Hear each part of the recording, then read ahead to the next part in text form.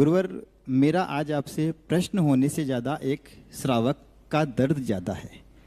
गुरुवर, हम जब कोई व्यापार करते हैं तो हम उसमें 1-8% मान के चलते हैं कि कोई नुकसान हो सकता है, लेकिन कोई धार्मिक कार्य जब हम करते हैं तो उसमें नुकसान की तो कहीं हम कोई सोच के ही नहीं चलते हैं। ठीक है, हो सकता है फ़ायदा ना हो, तो गुरुवर कभी ऐसा हो कि हम श्रावक क्या दे सकते हैं? एक श्रद्धा और एक मुद्रा, इन दो से हमारा काम हो जाता है।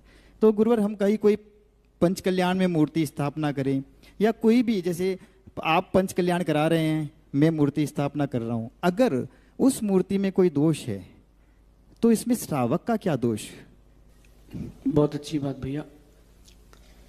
मेरे इस प्रश्न के उत्तर को कोई ये ना माने कि मैं किसी पर कटाक्ष कर रहा हूं, उनका निजी प्रश्न है।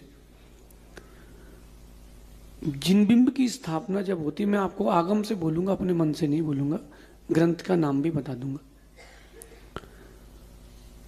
एक ग्रंथ प्रकाशित हुआ है सांगनेर संस्थान से, वत्तुसार नाम का ग्रंथ है, प्राकृत में है।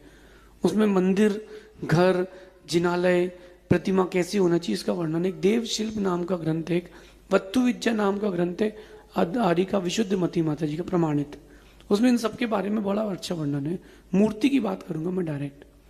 अगर मूर्ति की स्थापना गलत कर दी है तो वैश्विक रूप से भी उपद्रव हो सकता है, सामाजिक रूप से हो सकता है, देश में भी हो सकता है और व्यक्तिगत रूप से हो सकता है। उसमें क्या दोष है उसके अनुसार। लेकिन अगर मूर्ति में दोष नहीं है तो कोई बात ही नहीं है। आपके प्रश्न पर भी आऊंगा। अगर कोई ये जो शरीर होता है, जो भगवान का वक्ष स्थल होता है, ये पेट से ज्यादा बाहर नहीं हो सकता, ये बराबर होना चाहिए। नाभि से यहां तक बराबर होता है। गले में एक रस्सी धागा डालेंगे, जो उसका नाप आएगा वो कंधे तक आना चाहिए, फिर वो कंधे से घुटने तक जाएगा, घुटने से इस घुटने तक जाएगा। ये समचतुर संस्थान की व्यवस्था है। जितना ये ललाट होगा उतनी नाक होगी, उतनी यही होगा, और जितना यहाँ पर होगा ये स्माइल, उतनी आंखों का और कान का आकार होना चाहिए। इस प्रकार से वर्णन है समचतुर संस्थान का, मूर्ति विज्ञान का।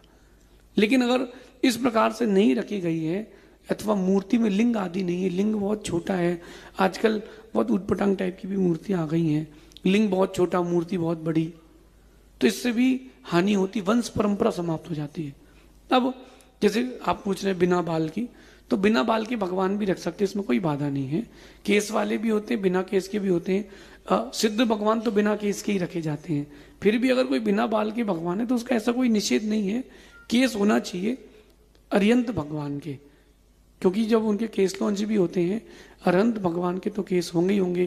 केसों का भी प्रमाण रहता है, जो यहां से बाल चालू होते हैं यहां से पीछे तक, ये भी भागों में डिवाइड होते हैं। यहां दाढ़ी से लेकर के जहां केस है वहां एक, फिर यहां से 2 और फिर यहां से 3 भागों में इनको भी डिवाइड करते हैं। वास्तु जो मूर्ति विज्ञान का है। अगर अयोग्य मूर्ति किसी ने रख दी है उसको हानि होगी, और जिसने प्रतिष्ठा की है उसको भी हानि होगी, जो प्रतिष्ठाचार्य है उसको भी हानि होगी।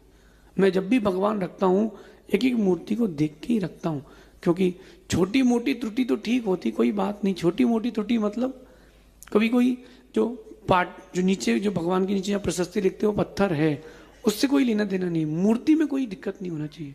तो मैं तो पूरा ध्यान रखता हूं, और हमने जिस जिसको भगवान रखवाए हैं वो सब कई गुना अधिक फलित हुए हैं। आपके यहाँ बैठे लोगों से आप मिलना भी जाने के बाद वो बताएंगे आपको, क्यों सिद्धार्थ बेटा भगवान रखने के बाद क्या हुआ, फलित होते ना बेटा। अब रही बात ये कि उस श्रावक की क्या गलती, हमने, उस श्रावक ने क्या कर दिया गलत। देखो, गलत डॉक्टर के पास चले जाओगे, उसने गलत इंजेक्शन लगा दिया, डॉक्टर तो छूट जाएगा, तुम निपट जाओगे। श्रावक की गलती की वो गलत आदमी के पास चला गया। मंदिर बने, भगवान रखे, कोई निषेध नहीं है, लेकिन एक बार सही ढंग से परीक्षा करके चेक करा के रखें। अयोग्य ना रखें, कांच की मूर्ति ना रखें, प्लास्टिक की मूर्ति ना रखें। आजकल वो सीमेंट को जोड़ जाड़ के सरिया से ढाल करके मूर्ति, वो भी नहीं चल सकती। अखंड होना चाहिए, खंडित नहीं होना चाहिए।